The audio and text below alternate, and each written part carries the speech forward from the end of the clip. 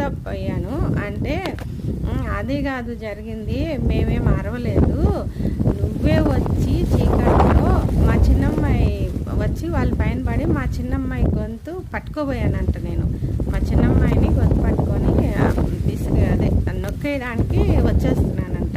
అప్పుడు మా అద్దం జీరో బల్బ్ వేసి ఉంటాం కదా, కొంచెం తెలుస్తుంది కదా. అప్పుడు పిల్లలు ఎందుకో కళ్ళు మెలకు వచ్చేసింది. నేను వాళ్ళ పైన పడి ఇలా చేసేటప్పటికి వాళ్ళకి భయం వచ్చేసి అని అరుచుకుంటూ మా అత్తమ్మ లైట్ వేసేసిందంట.